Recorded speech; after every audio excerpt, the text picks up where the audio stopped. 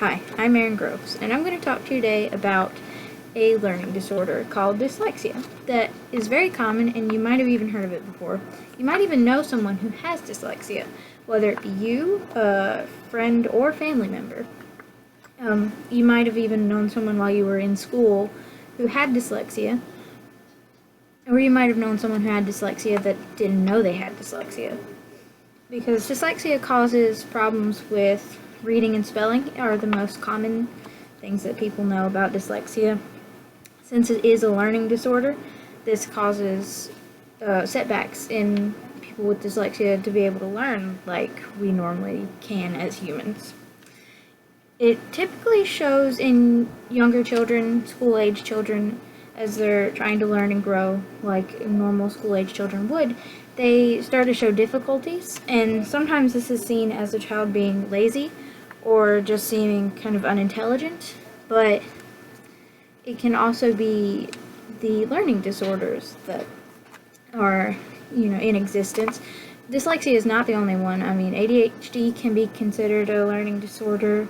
You have OCD, that can even be considered a learning disorder.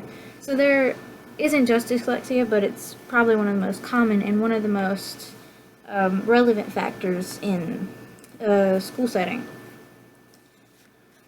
And dyslexia is typically portrayed as letters being flipped around and turned backwards and sideways, but really when you have dyslexia and you're trying to read, it's more like reading in multiple dimensions, sort of like how you see a 3D movie without the 3D glasses. And this is more of the type of ways that someone with dyslexia would read. As you can see, there's kind of the run-in of the words with each other, and it's kind of hard to decipher. As you can see, they all jumble in together. And this is stated in the article, Learning Disabilities, Dyslexia, and Vision.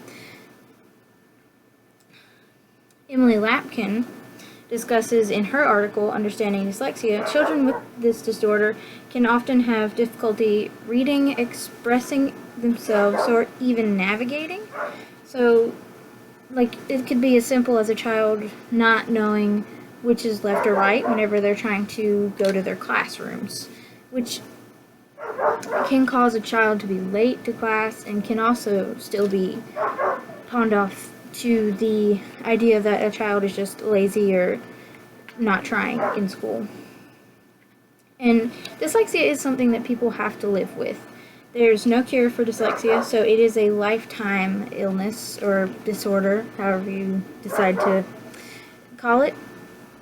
Now, oftentimes it is caught in younger children, school-age children, because adults have already been through that stage where they're learning most heavily in their lives, that typically it wouldn't be caught. Now, there are children who have dyslexia that aren't diagnosed with it, and as adults they start to learn why they struggled with that and then find out that they have dyslexia.